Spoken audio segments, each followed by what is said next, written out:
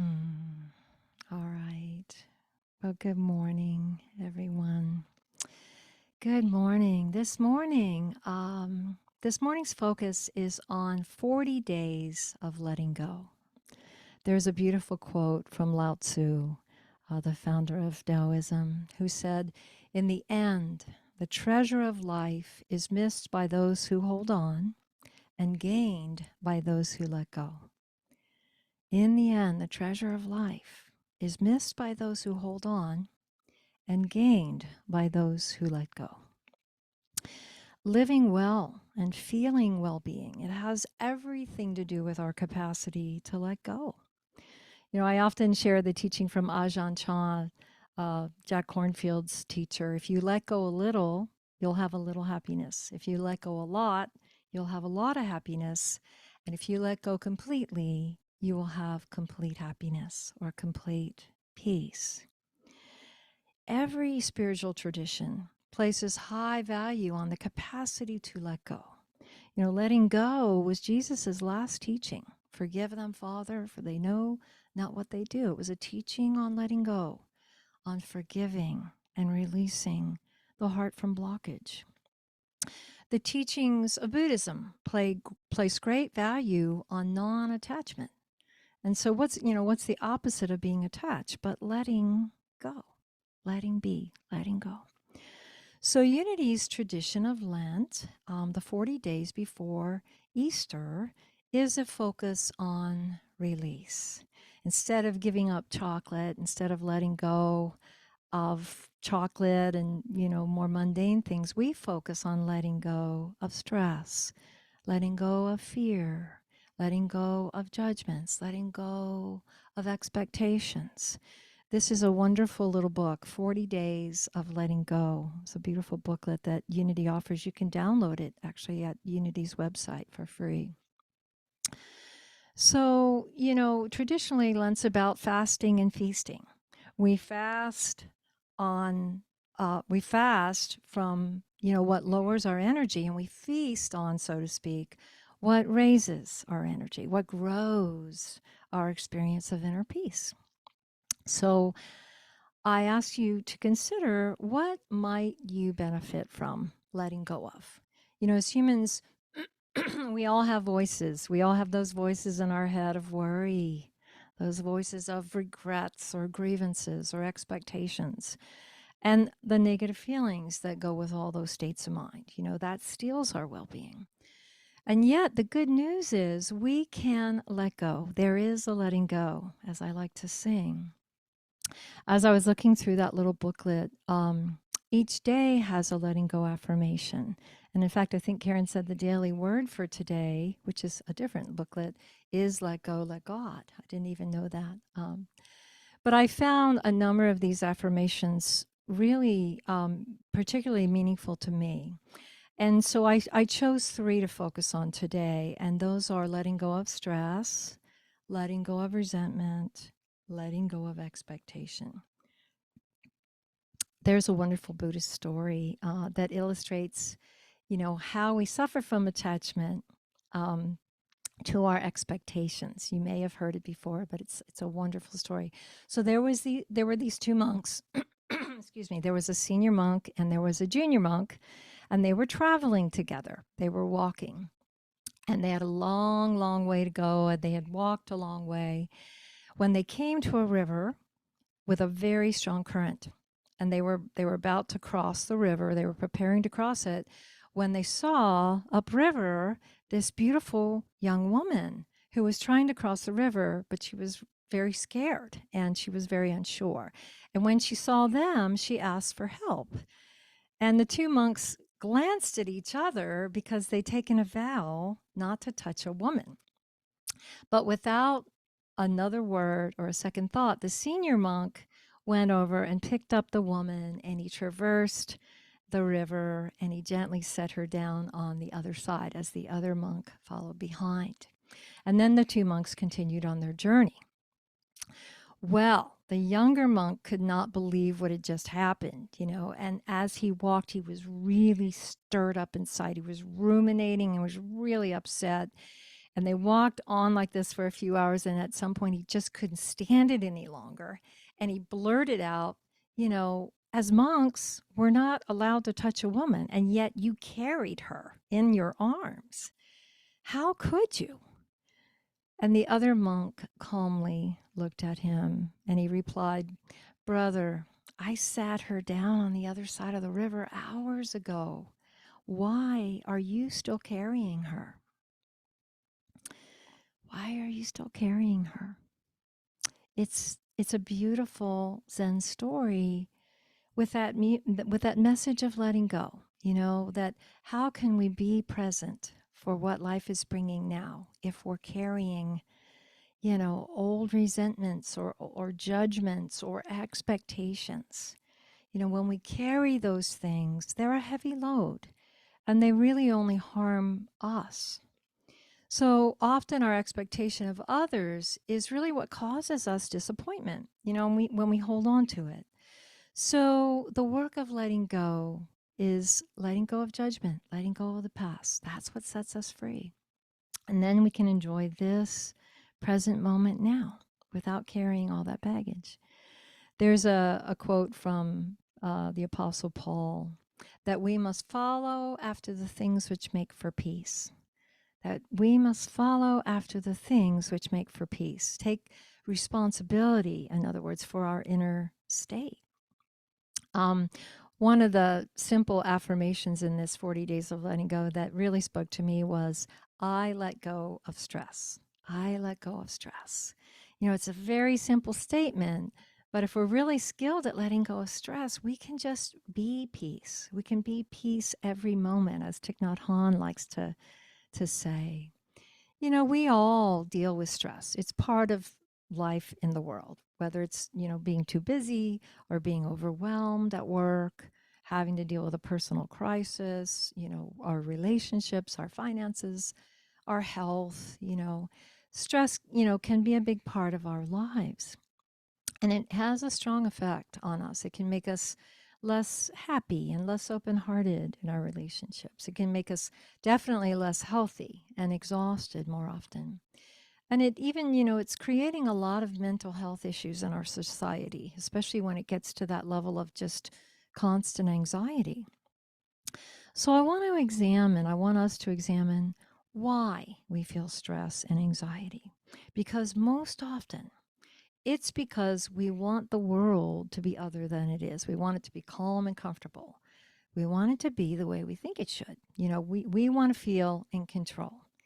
And when we don't, and it isn't the way we think it should be, or someone isn't behaving the way we think they should be, we suffer.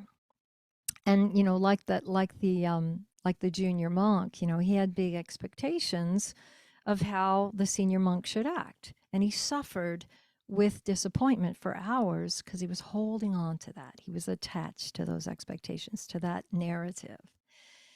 So, that's what happens. We get attached to our ideals of how the world should be, or how people should be, or how our relationship should be.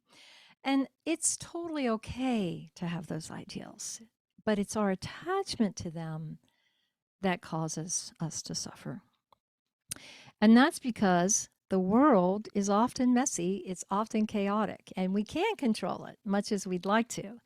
But the good news is we can let go of our attachment. That's what we have control of, our inner state. And when we let go of our attachment, then the world doesn't need to change. The world can be as it is. And that's freedom.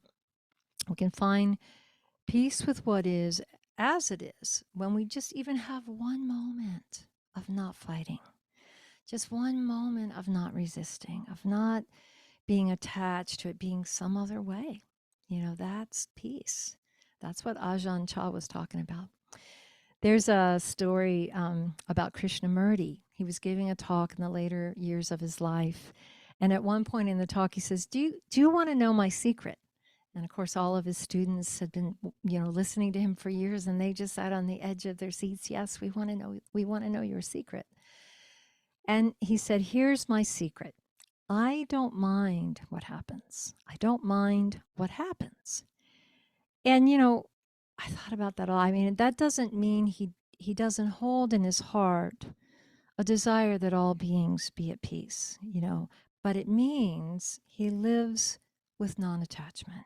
He knows he can't control the world, right? He can't control others, so he doesn't fight what is in each moment.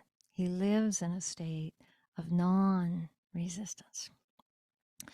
So I want to share a simple 3-part practice for letting go of stress.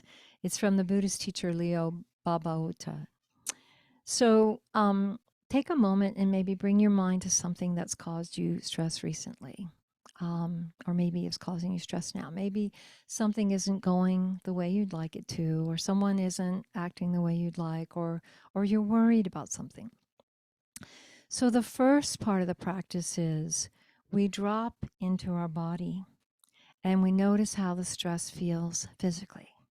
And we just become present with the feeling. We don't judge it. We don't try to change it. We just become present with it.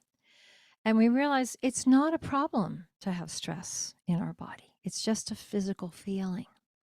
So we observe the physical sensation.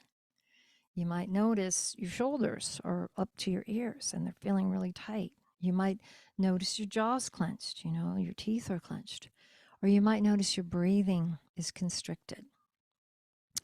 So you just notice, the noticing is mindfulness. That's key. That can be your whole practice.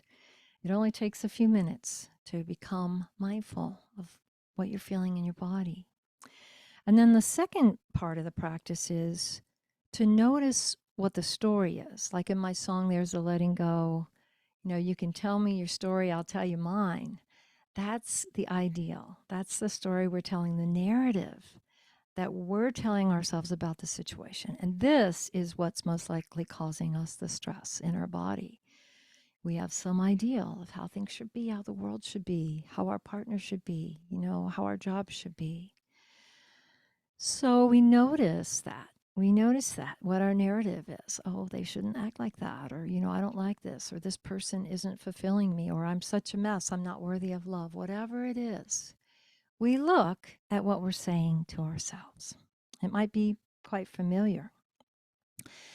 And we just notice without judging. We bring a compassionate awareness in, and we just notice without judging, wow, this narrative is causing stress. It's causing anxiety. It's causing fear, feelings of overwhelm. And we notice it's not serving us well. And so without judgment, we see, wow, that is completely created by my mind. Our minds create the ideal and the narrative. And we can see, if we really look, self-inquiry, we see how it's stressing us out. So the third practice is to let go and just be. What would it be like in this moment to be without that ideal and that narrative, to just release it, to let it self-liberate, to surrender it? What would it be like without that narrative? Well, I'd be at peace, I'd be here present. I'd feel free. I'd probably feel more loving to myself and to you and to everyone. So we see, if we can feel a moment of not having the narrative, not having the story, not having the ideal, just letting it go, just giving it to God. I let go, I let God take it, right? Just for a moment, I let go of all trying, all doing, all controlling, all pushing, all pulling. And I just relax and I open and I let go of self-concern. I am just being. I'm just being. No doing, no trying, no pushing, no pulling. When we can drop into this state of letting go, it feels good to be alive. We feel gratitude. Yeah, it's a gift to have this day, to just enjoy life. So this is a wise skill for us to develop. Peace takes practice. It takes letting go, takes intention, and we can use it with everything. There's so many good affirmations in this booklet, and some of them might, be more resonant with you. We might feel a fear of an illness, so we let the feeling be. We become aware of it. We see the story that's creating the fear and stress. and we see who we are without that narrative. It's also good to name all the feelings we're feeling, to get deeper than the story. The story is on the surface level of the mind, but to get deeper and go, okay, what are the feelings? What are the feelings in my body? What are the feelings in my being? Where are they? You know, and allow them, bring awareness to them. And remember, all feelings are temporary. They come, they stay a while, and they go. And we can be with them without having to do anything about them and make them different. There's another practice that David Hawkins offers in a wonderful little book, Letting Go, that I think is really helpful. And that is when you get in touch with your feelings, whatever negative, stressful feelings they are, you take some time to consider the direct opposite feelings of what we're feeling, right? And examine if we're being resistant to those opposite feelings.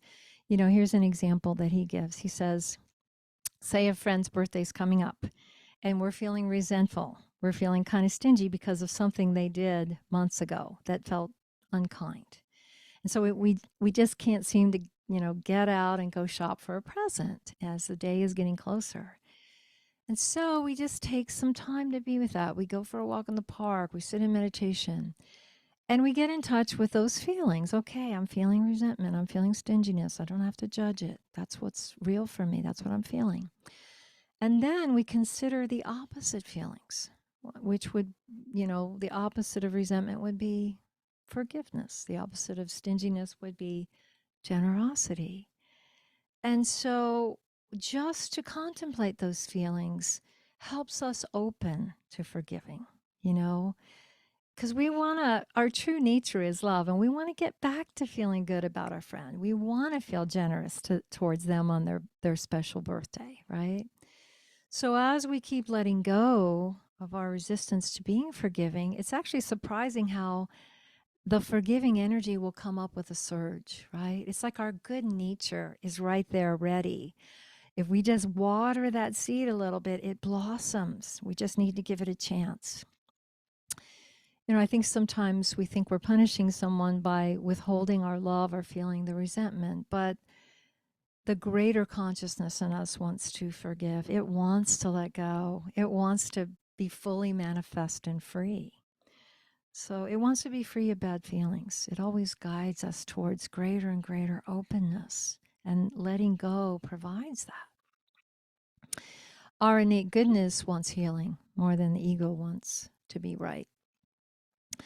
You know, there's so many good reasons to let go. It's not only that we feel better because we're more aligned with our highest nature, but we create better. Our energy's unblocked, you know, and we're more unlimited in our capacity. We heal better. We heal our physical body better. We heal our relationships better. We're more optimistic. You know, one of the things that I think people aren't fully aware of is that however we're feeling, especially when we're holding, you know, kind of a negative energy, is we're affecting others, even if we don't express that, even if we want to hide that. But whatever we feel about others, others are feeling. You know, the attitudes that we hold about others, our partner or whoever it is, um, that influences that person's feelings and attitudes about us, whether we express our feelings or not. You know, that might feel a little disconcerting to realize, but hopefully it inspires us to let go of any and every negative feeling we're carrying around. You know, I see this over and over when I forgive and let go of resentment. You know, when I start visualizing a good feeling with someone that maybe I've struggled with, when I see us meeting heart to heart, when I see healing happening between us, it totally has an effect. It's like that high vibration neutralizes the negativity. It's in the quantum field and it dissipates the negativity. So the last, I think, very useful letting go practice I want to share is letting go of expectations. You know, I think without sometimes realizing it, we tend to place a lot of pressure on the people in our lives, our partner or our parents or our children, our minister, our employees. And we think our happiness depends on controlling things, so our expectations are fulfilled. But here again, we want to examine our narrative of how things should be ideally that's causing us stress. And realize that when we release expectations, we contribute to our well-being as well as theirs.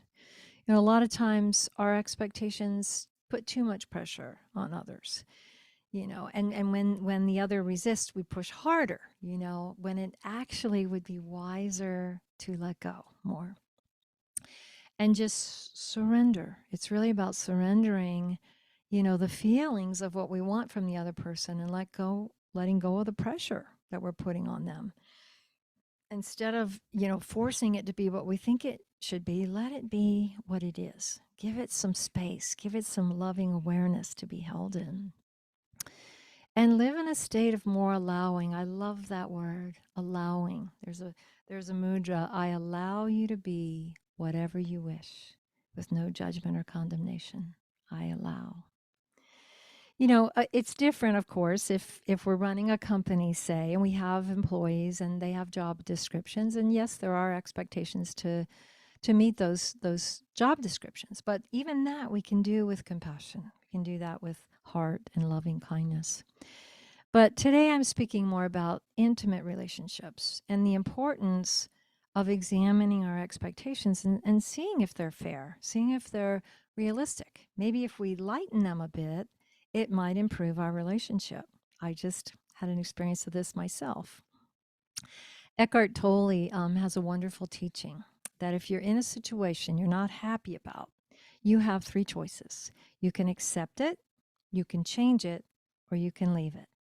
You can accept it, change it, or leave it. For example, say in my situation, I want my partner to spend more time doing new and fun things, being adventurous with me, right? I want new adventures, and I want him to share that with me. I want him to share all those new adventures and explore them.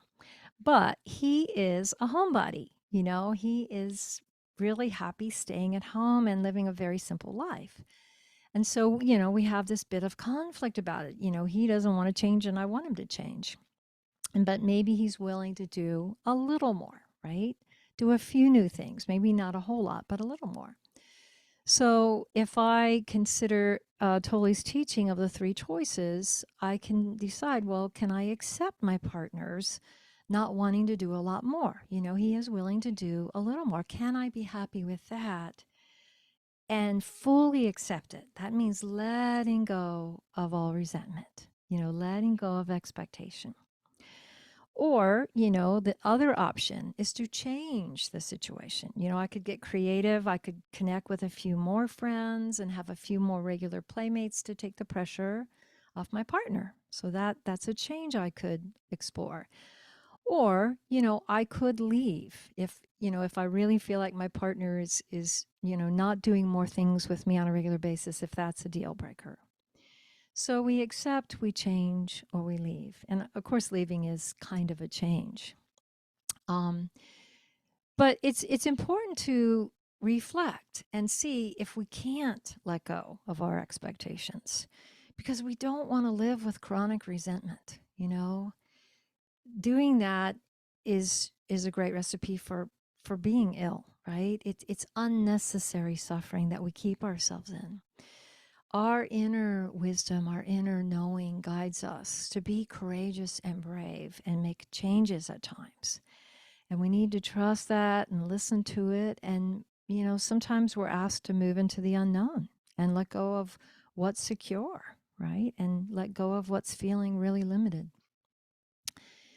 So part of our skillful living is gaining tools to face and embrace change, to face and embrace our expectations and our attachments, and see if we can loosen them, hold more lightly.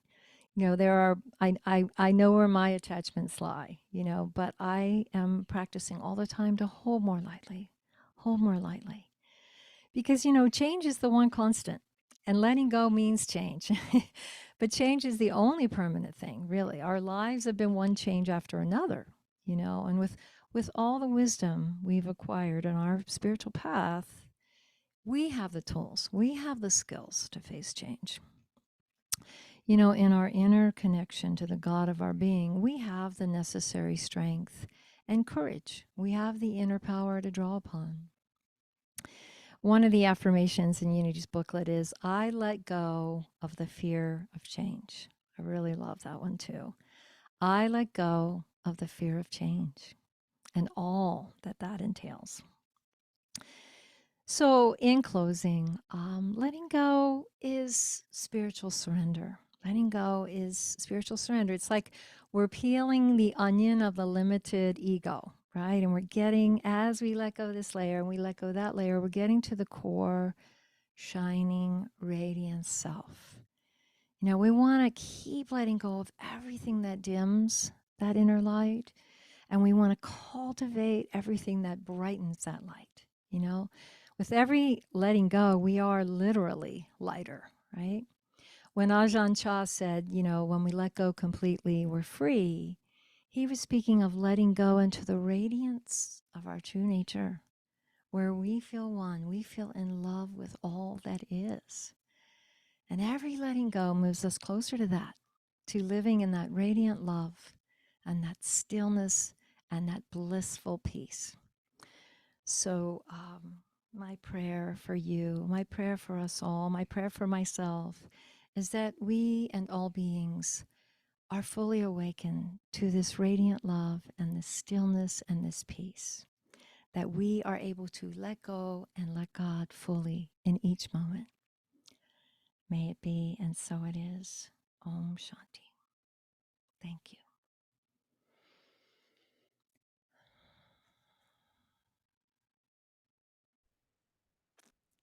Thank you, Rev Kathy.